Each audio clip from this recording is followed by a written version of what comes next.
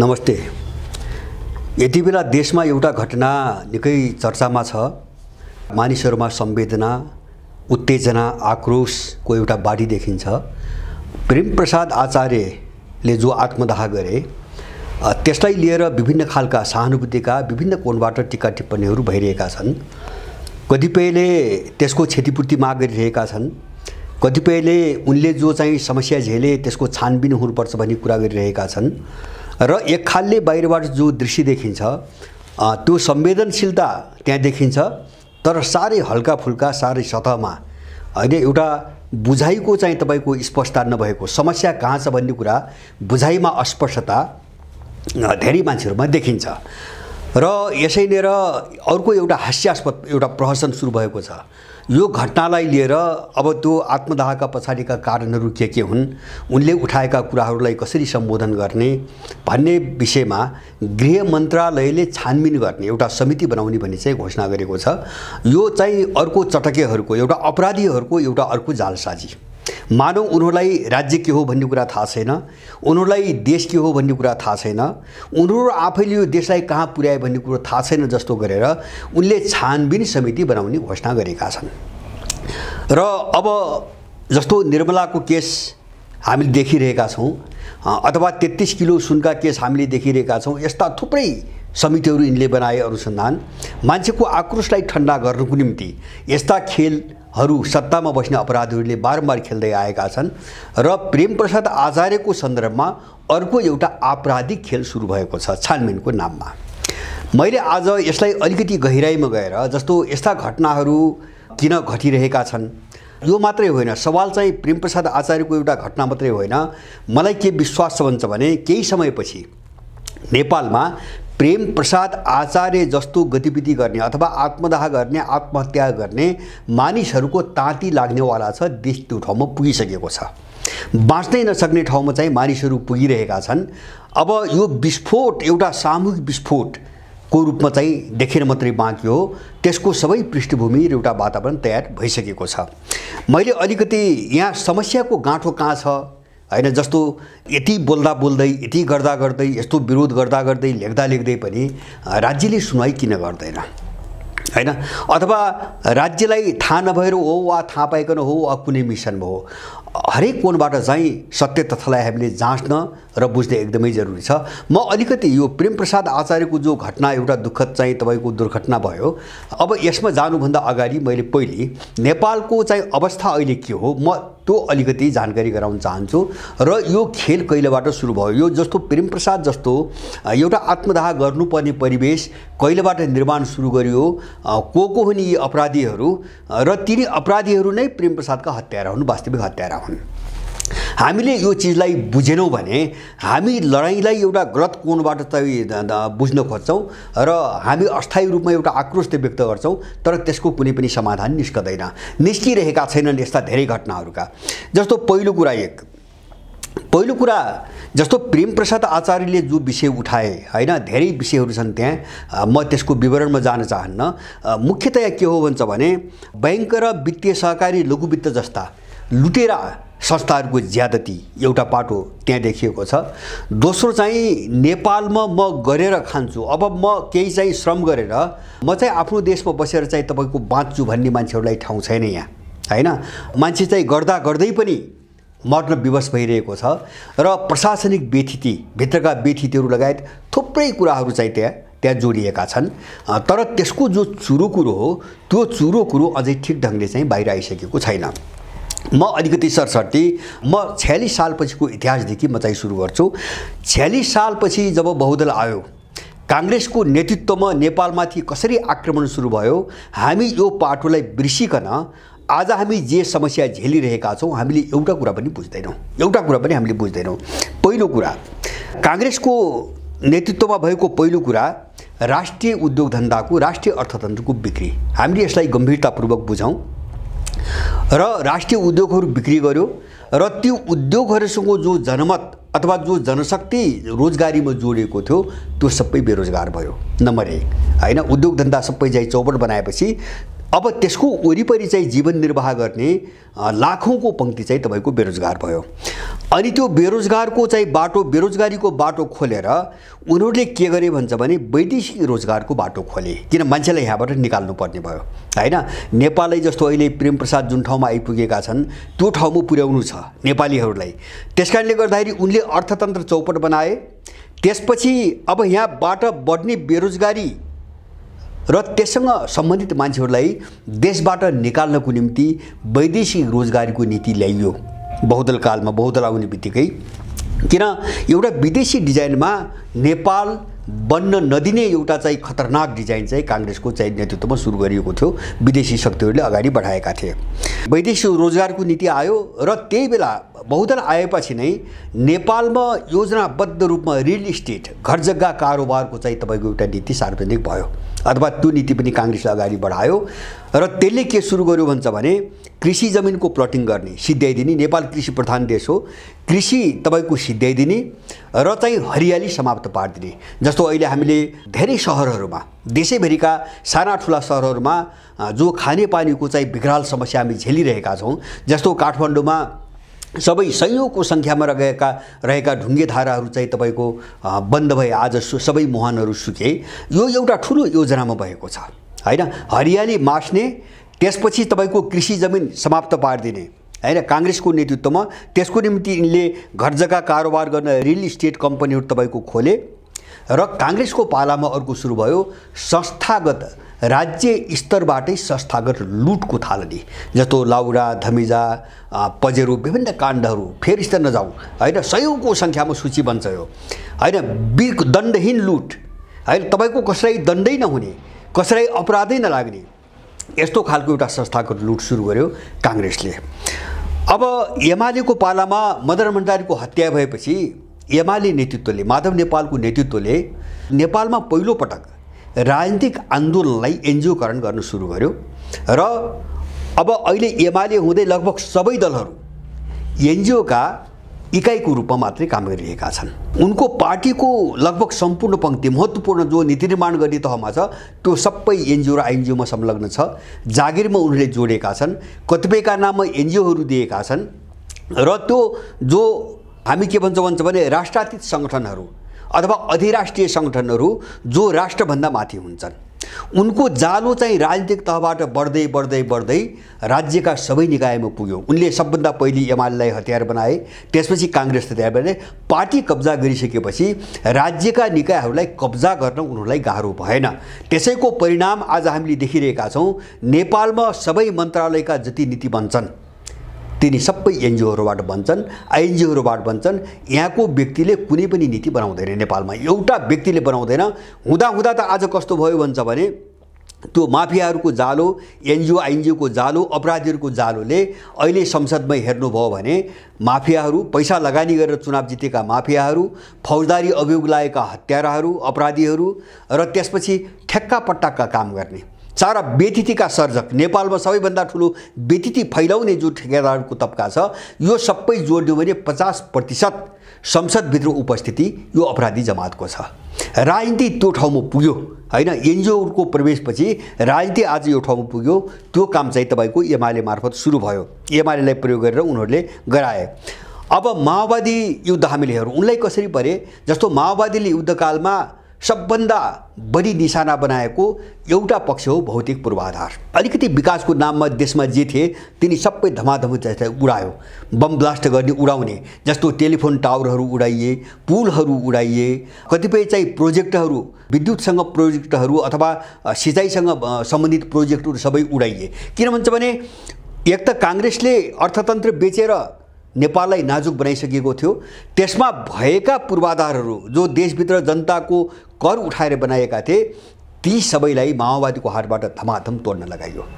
माओवादीले तोड्यो, पूर्वाधारहरू तोड्यो, देशलाई झन गरिब बनायो। त्यसपछि तपाईको बेलगाम लुट्यो। युद्धकालमा जति लुट्यो हामी हेरौँ माओवादी इतिहास, जो आफ्नो स्वदेशी एउटा व्यापार बिजनेस उद्योग धन्दा गरिरहेका थिए, तिनलाई करको नाममा कोही पनि बाँकी नराखेर माओवादी लुट्यो, कामै गर्न दिएन। व्यापारी लुट्यो, उद्योगपति लुट्यो, अथवा चाहिँ तपाईँको विभिन्न खालका व्यवसायीहरू लुट्यो, मान्छेलाई काम नै गर्नु बेकार छ भन्ने ठाउँमा पुर्यायो। तर हामी त्यो बेला हेरौँ ठुल्ठुला चाहिँ माफियाहरू जस्तो नेपालमा चाहिँ नेपाल कब्जा गरेर बसेका मारवाडीहरू, ठुल्ठुला माफियाहरू, एनजिओ आइएनजिओहरू हैन, कसैलाई पनि उसले लखेन।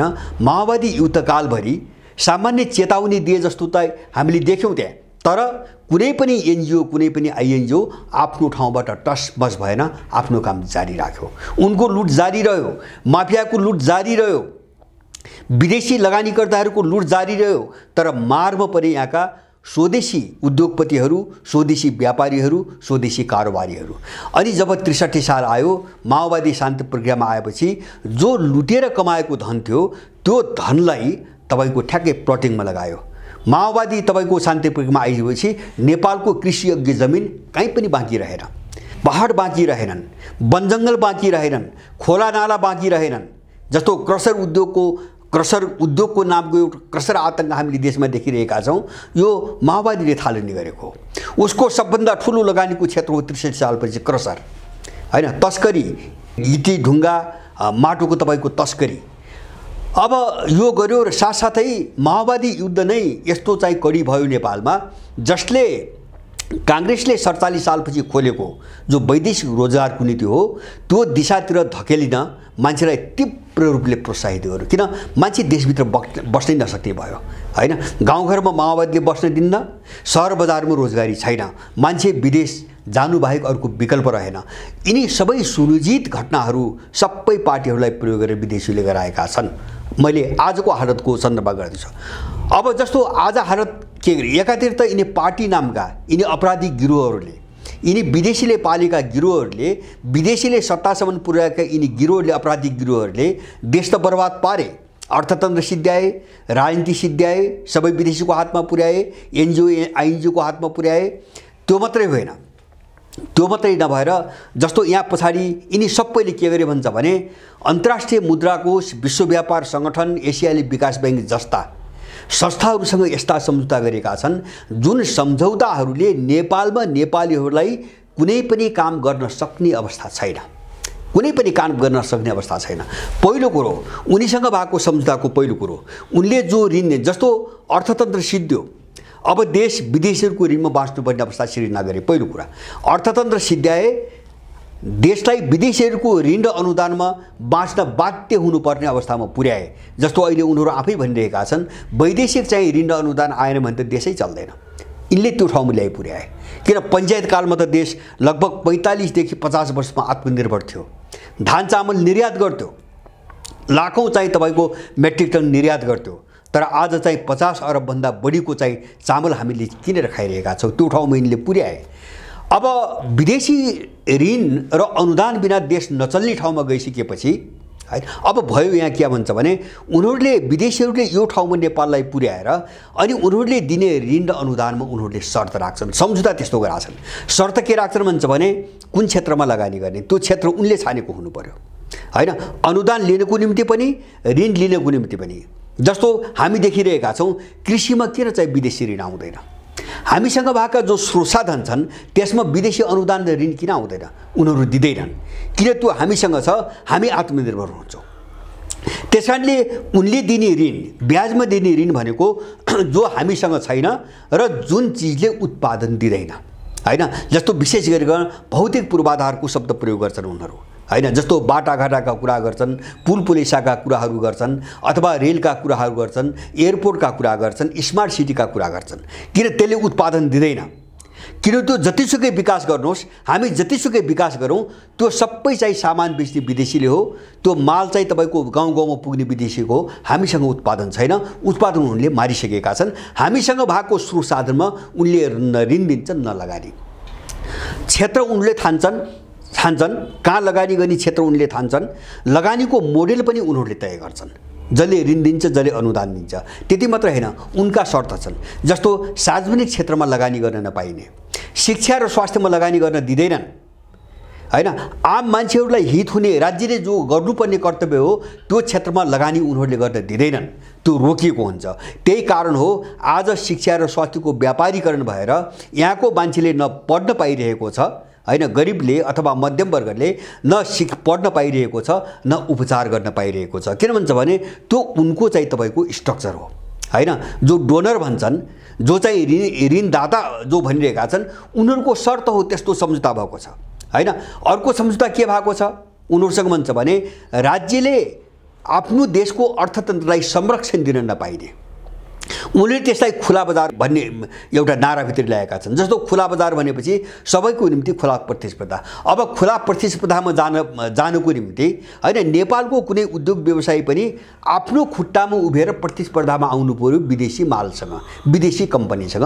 राज्यले संरक्षण गर्न पाइन्न, राज्यको संरक्षण बन्द गरे उनीहरूले। त्यो सम्झौता छ, उनीहरूसँग भएको सम्झौता छ।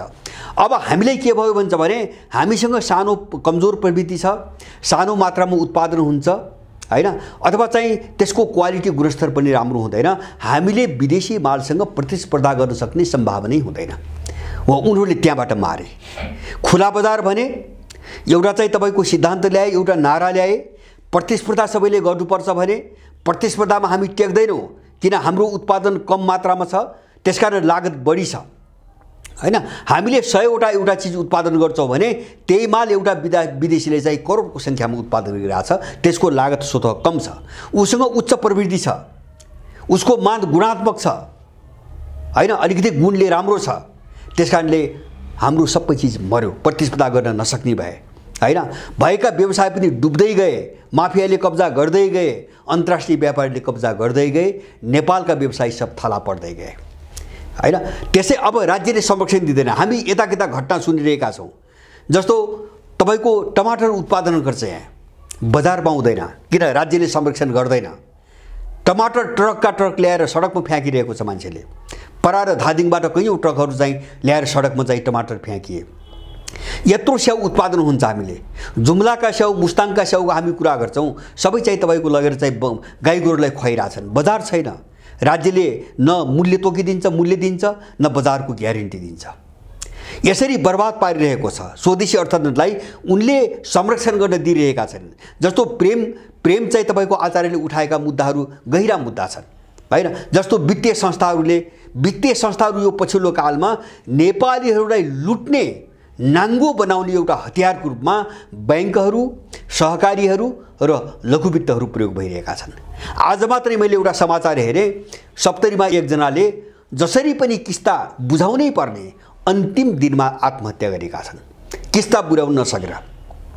ग्लोबल आइएमई लघुवित्त भन्ने संस्थालाई किस्ता बुझाउने अन्तिम दिन त्यो पैसा नभइकन उनले आत्महत्या गरेका छन्, त्यो ब्याजसमेत जोड्दा हैन। अब यो यसरी नेपालीहरूको घर घरबाट पैसा लुटेर यो सबै पैसा विदेश पलायन भइरहेको छ। जस्तो अहिले नेपालमा बैंकहरूले ऋण दिँदैनन्, पैसा नभएर होइन। उनीहरूले तपाईको अस्ति भर्खर एउटा रिपोर्ट आएको छ, नेपालका जो वाणिज्य बैंकहरू हुन्, निजी र सरकारी स्तरका वाणिज्य बैंकहरू अरबौं कमाइरहेका छन्।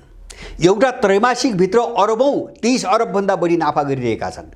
तर बैंकहरूमा पैसा छैन, ऋण दिँदैन किन सबै पैसा धमाधम बाहिर पठाइएको छ।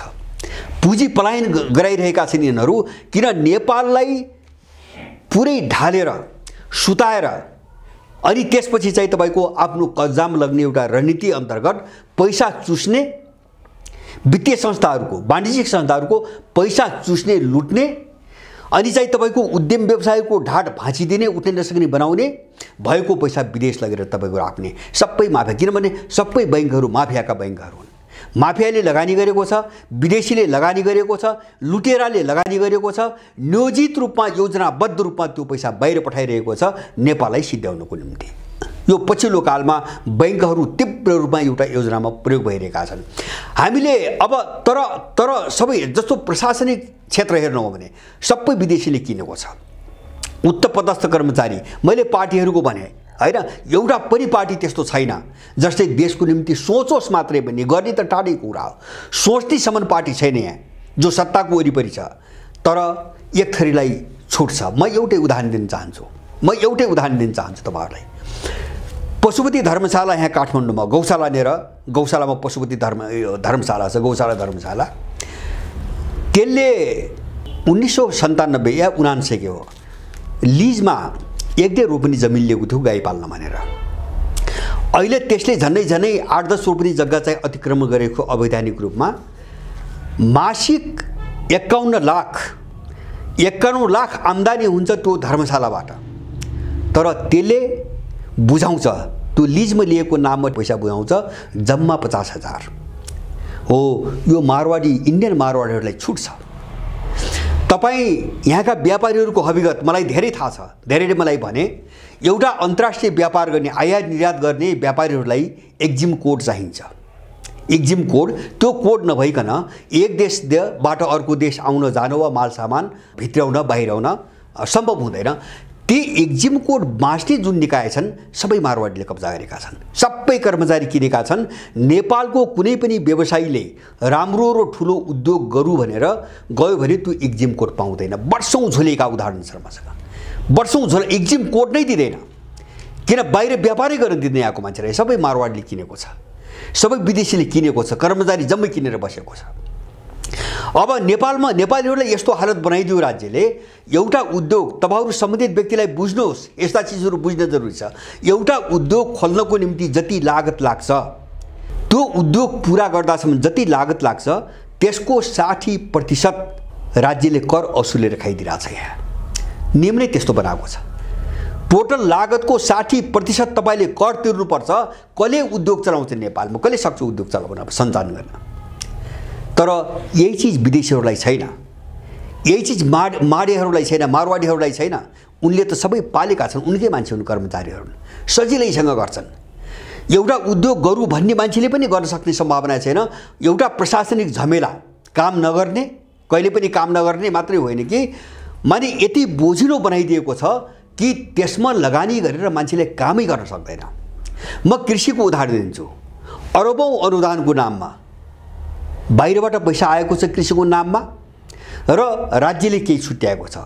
तर तपाईँ फिल्डमा गएर बोल्नुहोस्, उनका कागजमा होइन, फिल्डमा गएर हेर्नुहोस्। हामी हेरौँ 1% वास्तविक किसान जसले खेती गरिरहेको छ त्यसले 1%ले अनुदान पाइरहेको छैन। 79% रकम सत्तामा बस्ने अपराधीहरूले नक्कली फर्म देखाएर सारा पैसा लुटेर खाइरहेछन्। यिनै पार्टीका नेताका वरिपरि आफ्ना चाहिँ धुपौरेहरूलाई हैन जग्गा चाहिँ लिजमा राख्न पठाउने, अनि कर्मचारी यिनकै छ, यिनले भर्ती गरेको झोले कर्मचारी छ, त्यसलाई फिल्ड निरीक्षणमा पठाउने। उसले सब एकदम राम्रो फर्मको रिपोर्ट दिन्छ। करोडौं पैसा खाइरहेछन्। अनि त्यो पैसा अनुदान आइसक्यो भने फिल्ड हेर्न जानुस्, फिल्डमा केही पनि छैन, केही पनि छैन, जोतेको पनि छैन, खनेको पनि छैन। पूर्वाधार त कुरै छोडिदिनुहोस्। पैसा यसरी लुटेर खाइरहेछन् कृषिको नाममा, अनुदानको नाममा, विकासको नाममा। हो यही बेथितिको नतिजा हो प्रेम आचार्यको आत्मदाह। जस्तो उनको चाहिँ तपाईको लेखाइमा देखियो, विभिन्न वित्तीय संस्थाहरूले अथवा चाहिँ तपाईको कर्पोरेट हाउसहरूले जसरी लुटे, जसरी चुसे, त्यो सबै व्यथा त्यहाँ छ। किन? त्यो राज्यको नीतिमा छ त्यो समस्या, व्यक्तिमा होइन, कुनै एउटा संस्थाको मनपरी लापरवाही होइन। त्यो राज्यले गरेको सम्झौताको नतिजा हो। हामीले यति चीज बुझ्नु पर्यो। खुला बजार अर्थतन्त्रको नाममा बहुराष्ट्रिय कम्पनीसँग र विभिन्न देशसँग द्विपक्षीय रूपमा, बहुपक्षीय रूपमा जति पनि सन्धि सम्झौता गरेका छन् त्यसको नतिजा हो नेपालमा मान्छेले आर्थिक कुनै पनि प्रकारको उद्यम गर्न सम्भव छैन। मेरो अनुरोध यो हो, यहाँ जानु पर्यो बस हैन। जस्तो राज्य संरक्षित, राज्यले स्वदेशी अर्थतन्त्रलाई संरक्षण गर्ने चीजबाट हात झिक्दिसकेपछि, खुला बजारको नाममा, निजीकरणको नाममा झिक्दिसकेपछि देश त्यही बेला सिद्धिएको हो। यो त अब बाँच्नै नसक्ने अवस्था सिर्जना भइसकेपछिको घटना हो यो प्रेम आचार्यको। किन यो क्लाइमेक्समा पुग्यो, अब उत्कर्षमा पुग्यो। त्यसकारणले मेरो एउटै अनुरोध हो, प्रजातन्त्र, विकास र मानव अधिकारको नाममा जे चीज नेपालमा ल्याइएको छ, प्रयोग गरिएको छ, यो प्रत्येक नेपालीको काल हो, प्रत्येक नेपालीको काल हो। यति मात्र होइन, यो प्रेमको कुरा मात्र यति मात्रै मैले गर्दैन। मैले चाहिँ तपाईको नेपाललाई ढाल्नको निम्ति अन्त धेरै चिजमा चाहिँ काम भइरहेको छ। म छुट्टै बताउँला। त्यसकारणले मेरो अनुरोध यहाँहरूसँग एउटै हो, हामी या त यी अपराधीहरूलाई मार्नै पर्ने या आफू मर्नुपर्ने ठाउँमा पुगिसकेका छौँ। अर्को कुनै पनि बाटोबाट यसको समाधान छैन, असम्भव छ। हो, हाम्रो यही कमजोर चेतनाले गर्दाखेरि हामी यो अवस्थामा पुगेका हौँ। र मेरो अनुरोध छ, यो अपराधी जमात नबुझेको होइन। जस्तो मैले भने, गृह मन्त्रालयका क्रिमिनलहरूले, अपराधीहरूले, गुण्डाहरूले बडो नाटक गरेर छानबिन गर्ने समिति बनाएका छन्। यी पागलहरूको पागलपनको पराकाष्ठा हो। उनीहरूले होला केही प्रशासनिक कुरा देखाउलान्, मान्छेलाई बेकुफ बनाउन, गुमराहमा पार्नुको निम्ति केही प्रशासनिक समस्याका कुरा देखाउलान्। हामीले यसलाई सुधार्छौँ भन्लान्, सब छुट हो, सबै भ्रम हो। उनले जो मूल अपराधलाई ढाकछोप गर्न त्यो समिति बनाइरहेका छन्। उनले के ढाकछोप गर्न खोजिरहेका छन्? देश हामीले विदेशीलाई बेचिसकेका छौँ, त्यसकारणले यो सुधार गर्ने सामर्थ्य हामीमा छैन भन्ने कुरालाई ढाकछोप गर्न उनीहरूले समिति बनाइरहेका छन्। त्यसकारणले हामीले राज्यको सिद्धान्तमै जानुपर्छ, उसले अंगीकार गरेको हामी नीतिमै जानुपर्छ। र हामी जबसम्म यो विदेशी जो बजार, नेपाल विदेशीको बजार हो, यसका विरुद्धमा चाहिँ प्रतिरोध गर्न जबसम्म निस्कँदैनौँ तबसम्म हामीले न कृषि गरेर कृषि हुन्छ, न उद्योग खोल्न खोजेर त्यो उद्योग चल्छ, न चाहिँ बैंकबाट ऋण लिएर हामी उभो लाग्छौँ। यो सबै नेपालले मार्ने हतियार हो, नेपाललाई सिद्ध्याउने हतियारको रूपमा सबै प्रयोग भइरहेका छन्। हामीले यो कुरा बुझेनौँ भने हामी सिद्धिनुको विकल्प छैन। त्यसकारणले मेरो एउटै अनुरोध हो यहाँहरूसँग, मेरो एउटै अनुरोध हो, राज्यले यो सुन्नेवाला छैन। किन जसलाई हामीले राज्य भनिरहेका छौँ र त्यो सत्तामा जो बेच्ने पार्टी छ त्यो बिल्कुल नेपाली विरोधी, नेपाल विरोधी मिसनमा त्यही विदेशीले, त्यही माफियाले बोकेर यिनलाई नेता बनाएर सत्तासम्म पुर्याएको अपराधी तबका हो। त्यसकारणले यसलाई जबसम्म हामी मार्ने आँट गर्दैनौँ, इच्छा शक्ति हामी त्यो जाग्दैन, हामी मर्नुपर्छ, यसको कुनै विकल्प छैन। त्यसैले मेरो अनुरोध छ, यदि प्रेमप्रसाद आचार्यको नियति अब नदोहोऱ्याउने हो भने, अब हामी सबै त्यो बाटोमा एउटा लाममा नउभिने हो भने, हामीले हाम्रोसँग भएका घर घरबाट हतियार निकालेर यिनमाथि जाइ लाग्नुको अर्को विकल्प छैन। जसका हातमा छन् भाला होलान्, तरबार होलान्, खुडा होलान्, खुकुरी होलान्, यस्ता लुटेर अत्याचारीहरू, बैंकहरू ध्वस्त पार्न जरुरी छ। मैले त्यो आवश्यकता देख्छु। सहकारीहरू, लघुवित्तहरू, यिनलाई ध्वस्त बनाउन जरुरी छ। यिनी सबै लुट्न जरुरी छ। जो सत्तामा बसेर मनपरी गइरहेका छन् यिनलाई गाउँ गाउँमा, ठाउँ ठाउँमा मार्न जरुरी छ। नेपालको निकास योभन्दा अन्तबाट सम्भव छैन। यो गलत चाहिँ बहसमा हामी नलागौँ। मूल समस्यामा नपुगिकन यो बाहिर बाहिर मान्छेलाई झन् अल्मल्याउने, दिग्भ्रमित पार्ने, बेकुफ बनाउने र एउटा मृग मरीचिका, मृग तृष्णामा फसाउने यो काम हामीले गर्न हुँदैन। प्ले कार्ड बोकेर माइतीघर मण्डलामा उभिएर क्षतिपूर्ति दिए अपराधीलाई कारबाही गरे। को अपराधी? राज्य नै अपराधी हो, कसलाई कारबाही गर्ने? सत्तामा बस्ने नै अपराधी हो, कसलाई कारबाही गर्ने? प्रेमप्रसाद आचार्यले जो मुद्दा उठाए त्यो मुद्दा हेरी निकाय नेपालमा छ कि छैन? त्यो मन्त्री छ कि छैन? छ भने त्यही नै हत्यारा हो, त्यही नै अपराधी हो। कांग्रेस हत्यारा हो, प्रेमप्रसादको हत्यारा, जसले देशको अर्थतन्त्र बेचेर देश यहाँ ल्याइ पुर्यायो। प्रेमप्रसादको हत्यारा एमाले नेतृत्व हो, जसले सिङ्गो राजनीति र राज्य प्रणालीलाई एनजिओकरण गर्यो, आइएनजिओकरण गर्यो, त्यसको निम्ति भूमिका खेल्यो। प्रेमप्रसादको हत्यारा माओवादी हो, जसले देशलाई तबाह बनाएर र देश लुटेर, देशको स्वदेशी उद्यमहरूलाई लुटेर सारा चाहिँ तपाईको एउटा कालो बजारी सुरु गर्यो। जमिनमा कालो बजारी, व्यापारमा कालो बजारी। यो चिजलाई हामीले बुझ्न सकिरहेका छैनौँ र नबुझ्दासम्म हाम्रो यो नीति दोहोरिनेवाला छ बारम्बार।